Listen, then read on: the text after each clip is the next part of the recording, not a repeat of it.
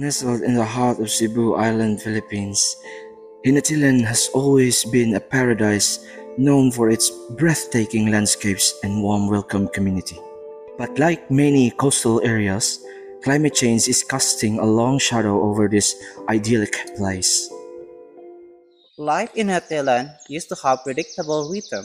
The seasons flowed smoothly and the community thrived, but recently the rhythm has been disrupted. Today, we meet Honorable Jeff Betonta, a resident who embodies the spirit of Hinatilan resilient, resourceful, and determined to adopt the changing world.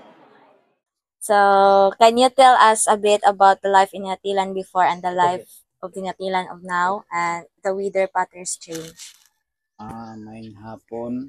Ang ako lang ikasulti karong sa ato ang environmental is grabe na ang kainit ug usapad ang atong mga tanom, mga matay ug ato sang mga hayupan wala na say gikaon nga insakto nga ilahang gikaon tungod kay ang mga sagbot, mga matay tungod sa atong environment nato nga sobra na sa kainit.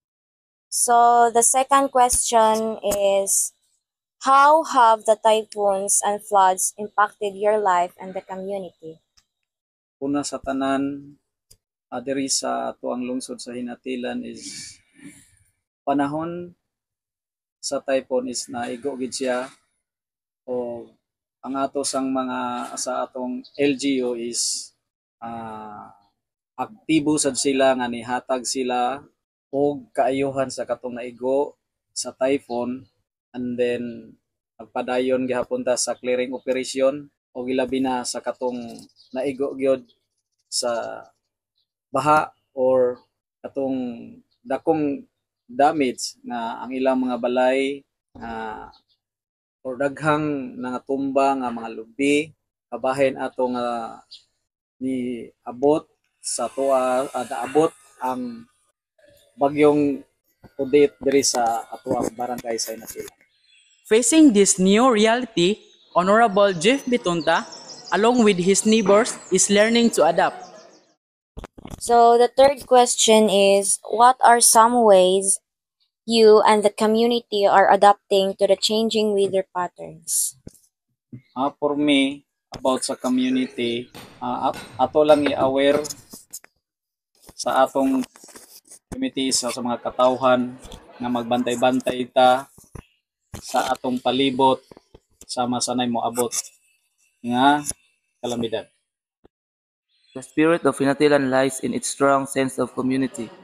Residents come together to share ideas and support each other during difficult times. So, the next question is, can you tell us about some of the solutions the community is discussing for a more sustainable future? Discussion about community and for me is to conduct training and awareness para makaandam ta sa panahon kung maabot ang mga kalamidad. The story of Hinatilan is the one of the resilience and hope. By working together and adapting to a changing climate, the community is not only surviving but building a brighter future for generations to come. Climate change is a global challenge, but solutions can start at the community level. Let's all be inspired by the story of Hinatilan and take action in our own communities.